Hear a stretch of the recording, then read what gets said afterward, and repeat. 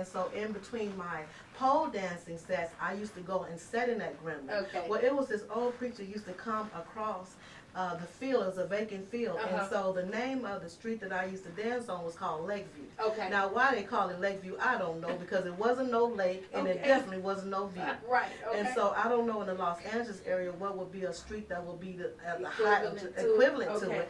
But anything that was drug related and prostitution going on, that was that Lakeview Street for us, you know, for those that are listening. Long Beach Boulevard. All right, but then Long Beach Boulevard, holler out. So we're gonna change that too. So when we were, but across the street in this vacant lot across from this club, this evangelist, this outreach evangelist man used to come, and he used to turn his truck around, and he used to preach this sermon every weekend. Wow. And what he would say is that God has some water, that if you would just take one sip of that water, you would not thirst again. Well, being a woman that wasn't spiritually awakened or spiritually educated, that didn't make any sense to me. And then, you know, he irritated us because we're in the midst of we're in the process trying to do what we got to do. And the last thing you want to do in the height of sin is to hear something about Jesus. No, not at all. And so he was messing with our flow. That's right. That's right. And at that particular time, you know, I looked at him as to be just another person, another man. No one of significance, because every male figure in my life only wanted one thing from my life. But not understanding that there's power in the Word of God. He was sowing that seed. He was sowing that seed. So I found myself cutting, instead of sitting and playing inside the club after I got through dancing, I found myself coming outside and sitting up there drinking in my car and smoking while I was watching the man. But what I didn't understand at that time was the Holy Spirit was drawing me. He was doing it. He was doing his thing. Yes. And so it wasn't long after that I wind up going up and wind up getting a 25 to life sentence and wind up in one of the women's largest facilities in Chowchilla, California. I can't pronounce that. Say that again. And Chowchilla, California. Yes, Lord, that's a whole nother set. That's another set. You coming back? Where it housed 4,000 women. Wow. And so we're dealing with 4,000 broken women. And that's why what you're talking about and it's keeping it real station is so necessary. And it needs to and I'm just going to go ahead and speak it, advance even further, even behind the walls, because they need you back there, sister. They need you. They need people with real focus, real continent, real solutions, but most of all, a real heart and a real anointing to bring them forth. And that's why I'm really excited about this and to be here today, you know, to be a part of what God has birthed inside of me to do. And so as I got there, I first wound up at CIW, where I spent 3 years before they opened up this Chowchilla place. And it was there at CIW, Frontier, California, where I was in there. I was mad. I was like, you know, here I am sitting up here in this place. You feel me? And just to back up a little bit, it was at one particular night in that car, I asked the man about that water. I said that living water. And I said and what made me ask the Lord about the living water was because in my mind, the man was just like every other man. So one night I went and wrapped myself up in a coat, and you know, I was revealing under it. And I walked over to that man of God. You understand what I'm saying? And when I walked over to that man of God, I opened up my coat, and the man didn't look at nothing but my eyes. And he said, "Sister, God got some water that if you just take one sip of it, you'll never thirst again." Well, I want you to know I wrapped that coat up and ran across the street, and I knew from that day that he wasn't a natural, common man. That it was something different about that man. And it was Jesus. It is that Jesus. I love it when he does say, if you take one drink of that water, you will never thirst again. Y'all, look, this lady is not thirsty. This lady is chasing God.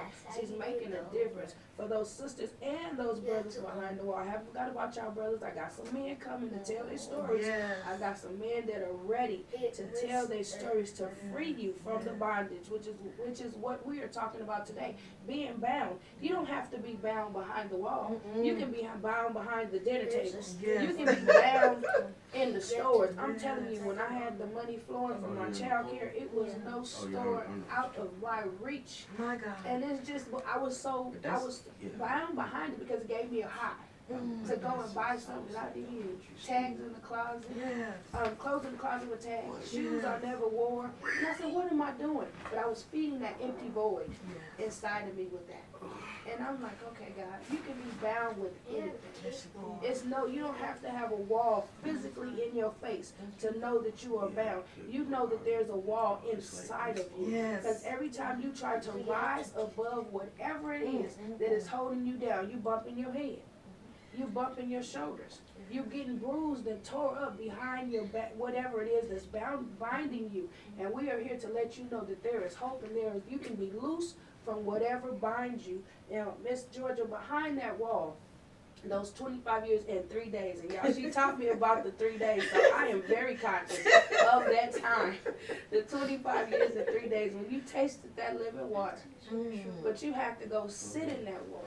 Yes, and what happened was, sister, is that while I was still in that car, I called on the Lord, and I said, if is there any substance to this water, if there's any power in this water that this man is talking about, if there's any validity in this water, Lord, I want this water.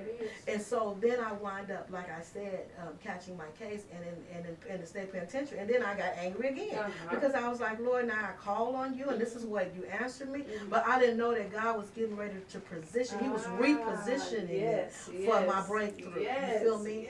And I wasn't in there maybe 2 weeks before one of the ladies invited me to go to a night service. And when I went there that night, it was the ministry was ministering, and guess what they was ministering on? John 4, God got some water there it that you just take one sip. He reiterated that to me, and then he brought it to life. And so, and that was the beginning of the transformation. That was the beginning of God being able to start breaking down and tearing down those things and start pouring his water and letting me know exactly what was wrong with me, because I didn't know what was wrong with me. What's happening the time we walk around angry, we walk around upset. Sometimes I would wake up angry, like just ready to go get in it. But I'm like, okay, what is that, God? It's just all that negativity, all the stuff that you've been through. So that's what we're teaching there. We're sharing with you, not teaching.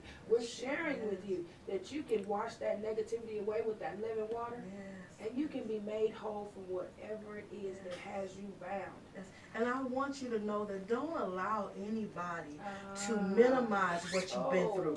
We as women have been raised in so many different cultures and environments to have to be strong and have to carry things. And so things happen in our lives. When we think of the word trauma, we always think of something being major, something big, like we have to be in this great, stuff. But no, I want you to know trauma can start off in many different phases in our lives. And it is something that we really as women need to deal with and we need to bring to the table. Anytime that you've been in a bad relationship with a man that is setting up there degrading you physically, mentally, and emotionally, you have been affected or exposed to a level of trauma.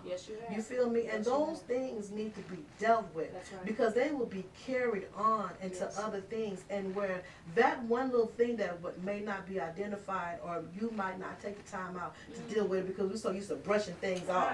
You know what I'm saying? It'll wind up getting built and more and more and more. Next thing you know, you're shut down on the inside. You know. And so those are the things that I love about that. As we go forth and as my leadership leads me into, I want to talk about those things concerning Elegant Sister. What happened is the issue that we deal with in the book, dealing with the trauma issues in our lives and how to overcome those issues and how to deal with those issues. But most of all, first, how to recognize those issues. And then after we recognize it and then give you some tools to how to deal with those issues, then we want to give you the solution to those issues. Because it was that set me free. I was free way before I got set free. That's the part. You know, and like the sister said, you don't have to be behind the walls locked up to, I mean, you know, physically behind some bricks to be locked up. You know, you could be locked up mentally, emotionally, physically. You can even, financially. You feel me? It's many people that as they was coming behind the walls, I found out that they was going through more things than I was while I was sitting out there behind them bricks. I was like, Lord, what's going on out here? You never know. See, you said something key, Evangelist, is that we need to learn how to sit down, be quiet, and spend time with ourselves. And when you're with yourself, of course, you know God is there with you. He's everywhere at the same time. So it's very important to do some self-time. Sit down and listen to yourself. It's something always going on.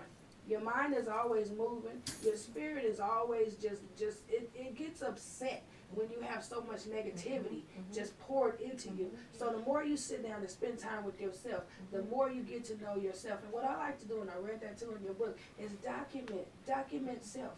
Right, today, how are you feeling? What are you thinking? What's going on?